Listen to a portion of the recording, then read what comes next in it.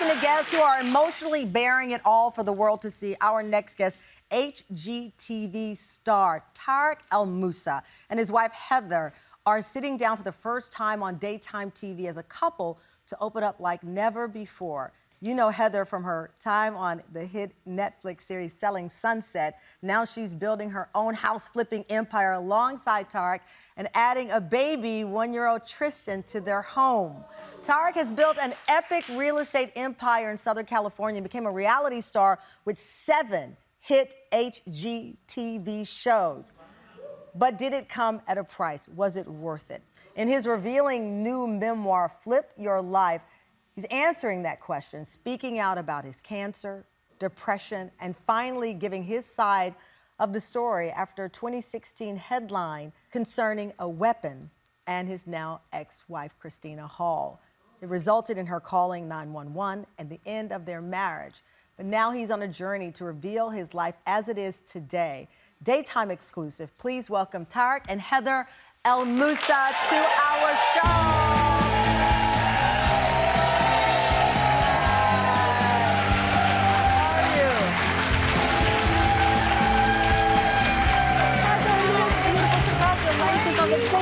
Thank you. Oh, boy. Thank you so much. How are you? Doing good. How's everybody doing? Oh, my gosh. Tarek, I got to tell you, memoirs are so difficult. People don't realize how tough it is to lay your soul out there. You have children. You have a beautiful new wife. And there are things that only you knew until now. The day you wrote the last page, did you think, oh, boy, here I go? 100%, yes. You know, it's like one of those things. For years, I dreamed about sharing my story and really telling people how I got to where I got and how I got through those hard times and how I got through those hardships. And as I got to the end of the book, that's when it started hitting me. Well, the world is going to know exactly what happened and exactly what you did. And I shared a lot of private information in there. Yeah. I saw an interview where I think you told our friends over at People magazine, you said about your kids, they know me as the dad they know today. Happy, positive, loving, fun, caring, giving. I think it's important for them to understand, no, I wasn't always like that. They will be able to read all of this. Here's the thing. Every single thing that I talk about in this book, at one time or another, every single person has experienced it. Yeah. So it relates. So yeah, I struggled with alcohol addiction, right? Which came from underlying depression, which came from mental health issues, which I didn't realize I had till later in life when I got out of juvenile hall and I found out I had ADHD and then I started taking medicine and then it calmed me down, but then it made me a zombie. So like all these different things going on, but I want my kids to understand it doesn't matter how bad it is, it doesn't matter how low you are, how beat up you are. And just like houses, I say this all the time, we're no different than a house. Yeah. I mean, if you look at me now, compared to 10 years ago, I've definitely flipped myself, right? I love that.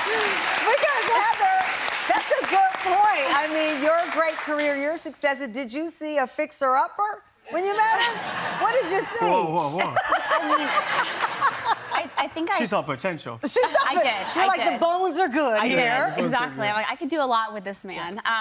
I don't think anything surprised me because I know a lot of the hardships he went through, but it was nice to like hear the full stories of everything. I felt that way particularly about your cancer diagnosis because we know, and a lot of fans of the show noticed that it was a nurse who was watching the show, spotted a lump on his neck, and called the production company leading to the 2013 thyroid cancer diagnosis.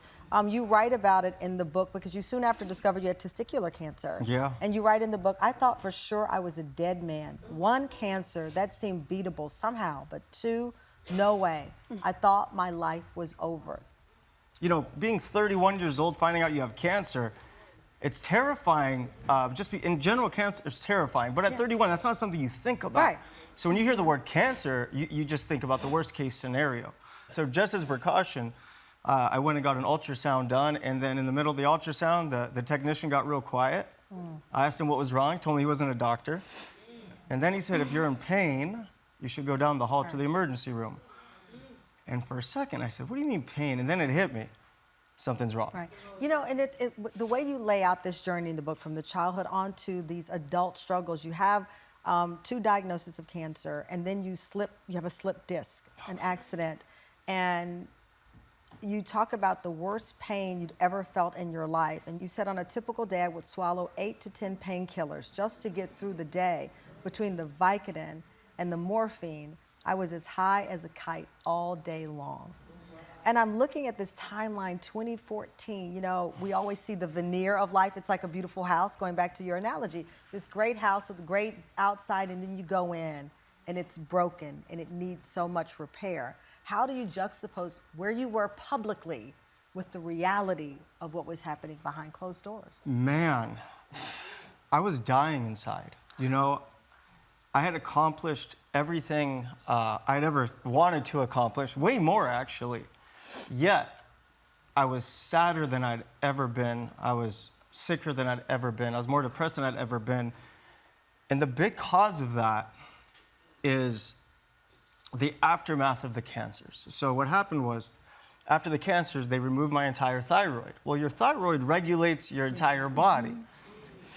And then at the beginning, I was under medicated, so I was exhausted, brain fog, and it just felt like I was moving around in a lead blanket all day. It was so heavy, and I had a young family, and I was flipping houses, trying to raise money, trying to learn how to film TV shows, trying to learn how to run businesses, no background, no education, and the world is just closing on me, as you can imagine.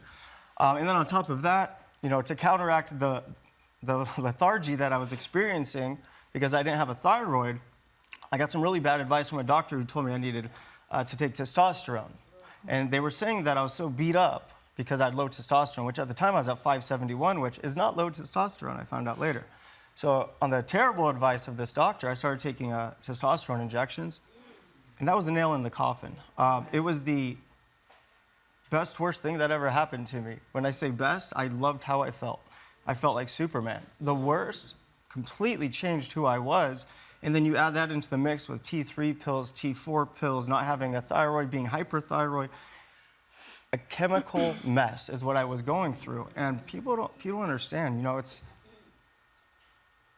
really tough when you're dealing with so many things at one time. And you don't have the energy to even get out of bed, but knowing the entire world is expecting you to go make a TV show. And then I'll never forget, I got the call about my cancer. I got a call from the network, and they said, you know, we understand the show's over. And I said, heck no, it's not over. You guys are gonna film me wheeling into that surgery, and I'm proud to say I pulled it off. I went back on camera a week after my surgery. I had like plastic tube in my neck. My voice was real raspy. Wow.